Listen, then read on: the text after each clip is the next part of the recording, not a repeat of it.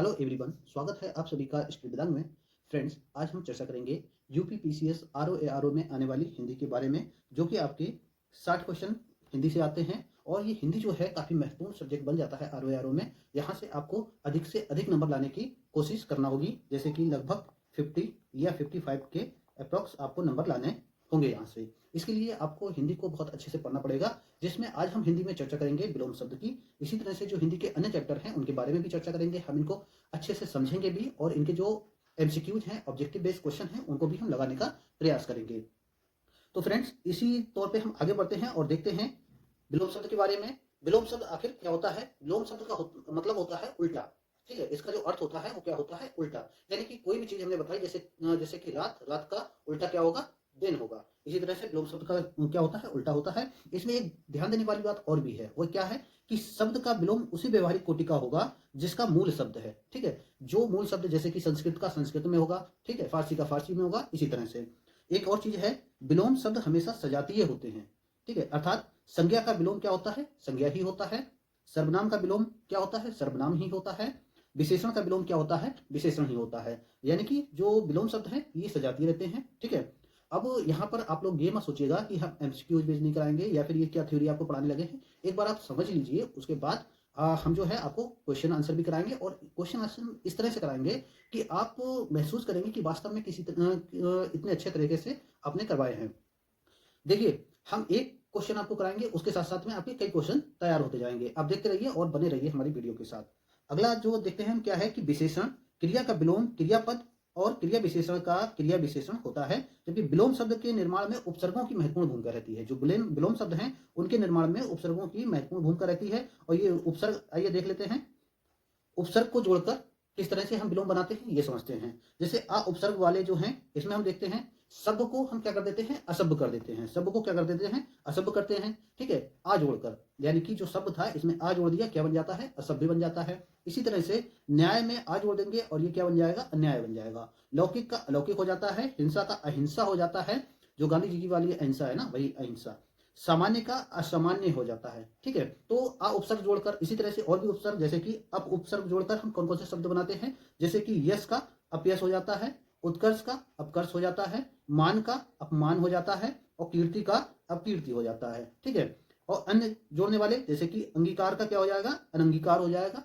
उत्तरित का क्या हो जाता है? अनुत्तरित हो जाता है। अस्तित्व का अनस्तित्व हो जाता है। और अभिज्ञ का अनभिज्ञ हो जाता है। क्या हो जाता है? अनभिज्ञ हो जाता है।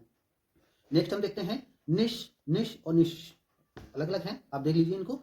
और इनको जोड़कर हम कैसे बनाते हैं? जैसे कि पाप का क्या हो जाता है? निष्पाप हो जाता है। ठीक है, निष्पाप हो जाता है। सक्रिय का क्या हो जाता है? निष्क्रिय हो जाता है।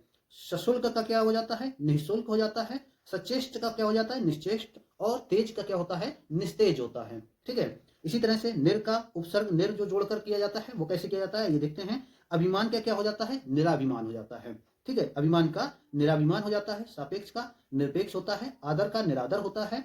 समिष का निरामिष होता है। सल्लज का निर्लज होता है। आप लोग ये मत सोचिए कि मैं आपको पढ़ा रहा हूं और आप जो है इसको नोट ना करें, केवल सुनते जाएं, ऐसा ना कीजिए, क्योंकि सीधे आपके यहीं से भी परीक्षा में क्वेश्चन मिल सकते हैं। जैसे कि आपसे पूछ लिया सल्लज का क्या होता है, तो वो क्या होता है? निर्लज होता है। ये आपको मालूम होना चाहिए, इसलिए आप इसको नोट करते चलिए, ये आपके लिए बहुत महत्वपूर्ण है।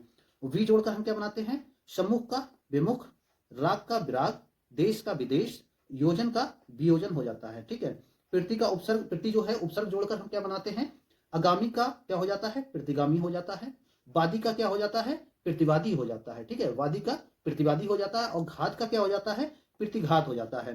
रूप का प्रतिरूप हो जाता है। आगमन का क्या हो जाता है? प्रत्यागमन होता है। इसी तरह से दुर जोड़ा जाता है। सॉरी, यहाँ पर टुर लिखा हुआ है लेकिन दुर होना चाहिए। ठीक है, सुबोध का दुर्बोध हो जाता है। दुर्व्यवस्थित हो जाता है। सज्जन का क्या होता है? दुर्जन हो जाता है। ठीक है, नेक्स्ट देखते हैं दुष। दुष में जैसे कि कोई सत्कर्म होता है उसका क्या होता है? दुष्कर्म हो जाता है। सच्चरित का क्या हो जाता है? दुष्चरित होता है। कु जोड़कर हम उपसर्ग में क्या बनाते हैं? इसका विलोम सुपात्र, सुपात्र का क्या होता है? कुपात्र, सुपात्र का कुपात्र। सुपुत्र का कुपुत्र होता है। सुपाच्य का उपाच्य होता है। सम्मार्ग का कुमार्ग होता है। ठीक है, और इसमें और भी जो है उनको देख लेते हैं। उपसर्ग परिवर्तन के द्वारा क्या होता है? आदान का प्रदान होता है। सुलभ का दुर्लभ होता है। आयात का निर्यात होता है। संयोग का क्या होता है? वियोग होता है। ठीक है, और इसी तरह से लिंग परिवर्तन द्वारा भी होते हैं। कैसे होते हैं? जैसे कि राजा का रानी होता है, भाई का बहन, वर का कन्या, ये तो आपको मालूम ही होंगे, माता का पिता, नर का नारी, लड़का का लड़की होते हैं। प्रत्ययवत प्रयुक्त शब्द जैसे परिवर्तन द्वारा कैसे बनते हैं? देखिए एक बार, केंद्राभिगामी के द्वारा केंद्रापसारी हो जाता है, गतिवान के द्वारा गतिहीन हो जाता है। ठीक है, इसी तरह से न द्वारा क्या होता है? सब का असभ हो जाता है, संभव का असंभव होता है, लौकिक का अलौकिक होता है। भिन्न, सॉरी ये भिन्न है, भिन्न शब्द द्वारा क्या होता है? ठीक है, भिन्न शब्द कौन कौन से हैं एक बार देख लेते हैं। कटु का मधु है, लाभ हानि है इसमें, गुरु का लघु है, मूक का वाचाल है। तो अब हम आते हैं क्वेश्चन पर, और जिसका आप काफी समय से इंतजार कर रहे होंगे कि क्वेश्चन हमको जल्द से जल्द दिखाइए, और जल्द से जल्द हम क्वेश्चन लगाना स्टार्ट करते हैं। बेशक आप क्वेश्चन भी लगाइए और उनको नोट कर लीजिए, उनको नोट करना ज़्यादा इंपॉर्टेंट है। उसके बाद हम इन क्वेश्चनों को लगाएंगे और हम लगातार विलोम के कम से कम 150 से 200 क्वेश्चन तक लगाएंगे, ताकि आपके जो हैं, जो महत्वपूर्ण क्वेश्चन हैं वो ना छूटे परीक्षा में। ठीक है, तो देख लेते हैं। सबसे पहला जो हमारा क्वेश्चन है वह क्या है? चंद्रमा तथा ब्राह्मण के लिए एक शब्द। चंद्रमा और ब्राह्मण के लिए एक शब्द कौन सा है? तो चंद्रमा और ब्राह्मण के लिए एक शब्द है द्विज। देखिए, सोम, सोम का क्या होता है? चंद्रमा होता है। ठीक है, चंद्रमा होता है, शशि होता है, शशि होता है, खग होता है, विधु होता है, लेकिन इसका क्या होता है? ब्राह्मण नहीं होता है। ठीक है, तो इसलिए ये तो हमारा ऑप्शन नहीं होगा। द्विज में देखिए, द्विज में क्या होता है? चंद्रमा होता है, और क्या होता है? वृप होता है। द्विज का मतलब वृप भी होता है, पक्षी भी होता है, यानी कि इसको हम पर्यायवाची भी समझ सकते हैं। इसका पक्षी होता है पर्यायवाची, और सांप होता है। द्विज का पर्यायवाची सांप भी होता है, और ब्राह्मण भी होता है। ठीक है, ब्राह्मण भी होता है। तो देखिए, ये आपको दो मिल गए हैं, तो इस तरह से द्विज। ठीक है, हमारा यहाँ ऑप्शन कौन सा सही है? बी ऑप्शन सही है। नेक्स्ट देखते हैं, अनुरूप का विलोम क्या है? अनुरूप, अनुरूप का विलोम क्या है? तो अनुरूप का विलोम जो होता है वह क्या होता है? प्रतिरूप। क्या होता है? प्रतिरूप होता है। नेक्स्ट दीजिए, नेक्स्ट जो है अनिवार्य, अनिवार्य का विपरीतार्थक यानी कि विलोम क्या है? ठीक है, अनिवार्य का विलोम पूछा है यहाँ पर, और आपके ऑप्शन है निवारणीय, ऐच्छिक, अनावश्यक, आवश्यक।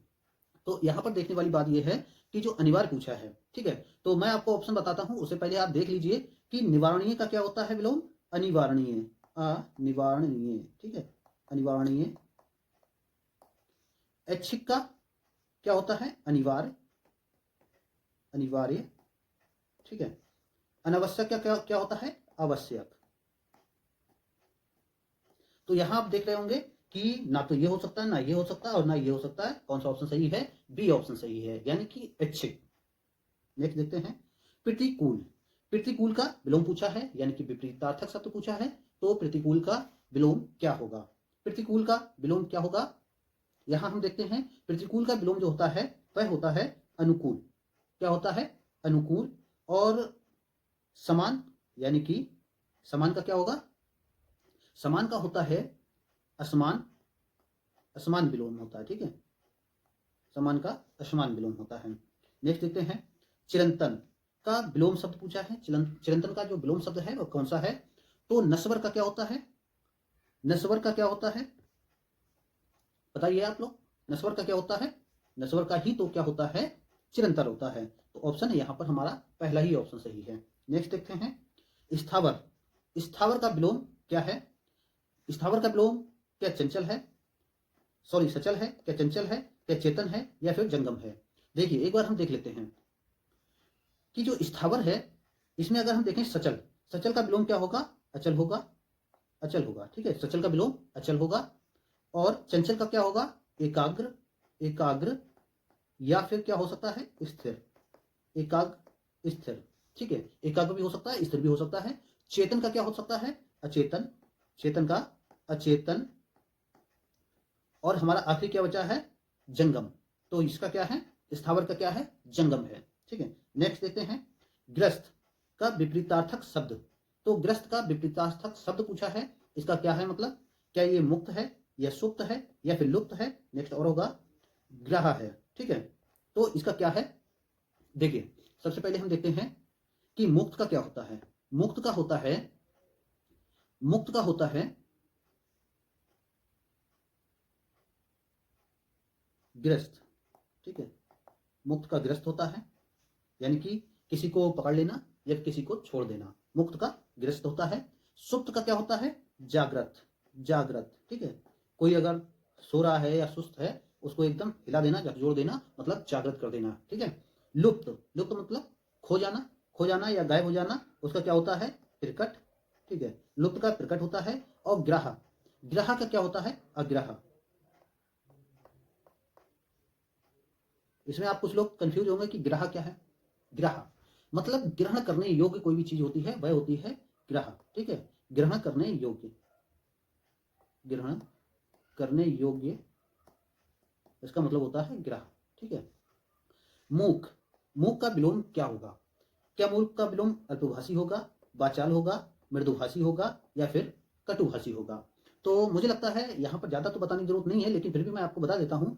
अल्पभाषी, अल्पभाषी का मतलब होता है वाचाल, ठीक है। वाचाल, अल्पभाषी, इसका विलोम, अल्पभाषी का विलोम यहाँ पर लेकिन पूछा किसका है? मूक का, ठीक है। तो अल्पभाषी मतलब मूक, कोई आदमी मौन हो जाता है, ठीक है। तो मौक का मतलब कम बोलता है, ठीक है।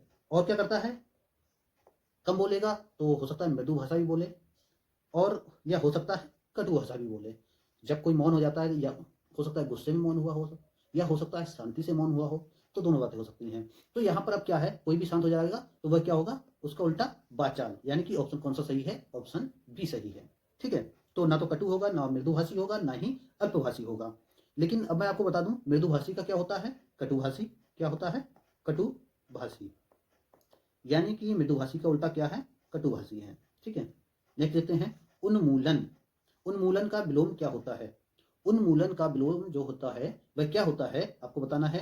क्या ये अवमूल्यन होता है, संश्लेषण होता है, रोपण होता है या फिर विश्लेषण होता है? तो अवमूल्यन का विलोम क्या होता है? आप कोशिश कीजिए, उसके बाद मैं आपको आंसर जरूर बताऊंगा।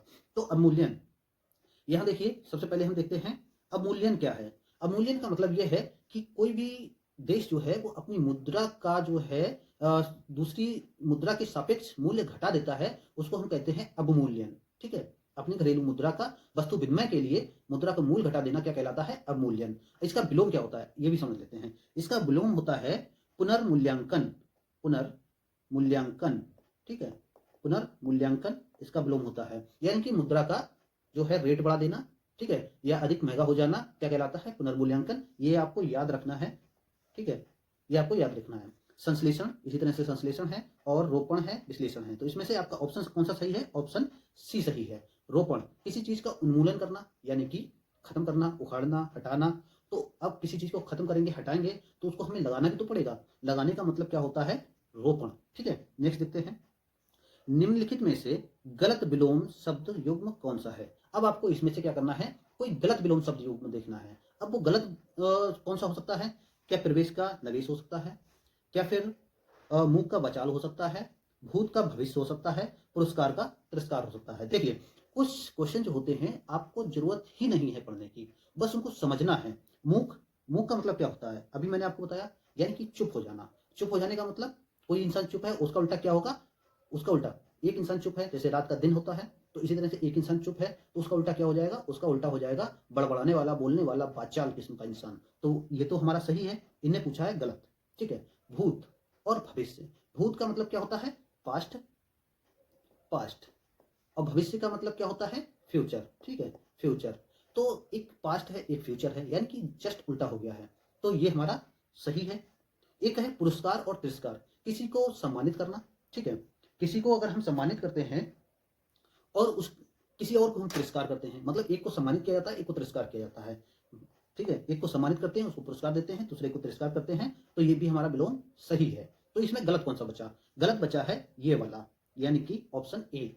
तो यहाँ पर मैंने आपको 10 क्वेश्चन कराए हैं। 10 क्वेश्चन में लगभग लगभग आपके 15-16 या अप्रॉक्स 20 क्वेश्चन तो तैयार हो ही गए होंगे। आगे हम क्वेश्चन की सीरीज लेकर आएंगे विलोम की, और कम से कम 30 से 40 क्वेश्चन आपको डेली कराएंगे, जब तक आपके 150 से 200 तक नहीं हो जाते हैं। उसके बाद हम अगला लेक्चर लेके आएंगे, जिसमें हम आपको जो है अलग अलग चीज़ें आपको कराएंगे जो कि हिंदी के लिए महत्वपूर्ण है। तो आप लोग हमारे चैनल को सब्सक्राइब कर लीजिए, और आगे आने वाली जो जीएस की लेक्चर हैं वो भी आपको उपलब्ध करा दिए जाएंगे, और वो भी निःशुल्क, ठीक है। आप लोग सब्सक्राइब कीजिए और चैनल को जो है हमारे प्रमोट करने की भी कोशिश कीजिए। इसको लाइक कीजिए, वीडियो को शेयर कीजिए। धन्यवाद।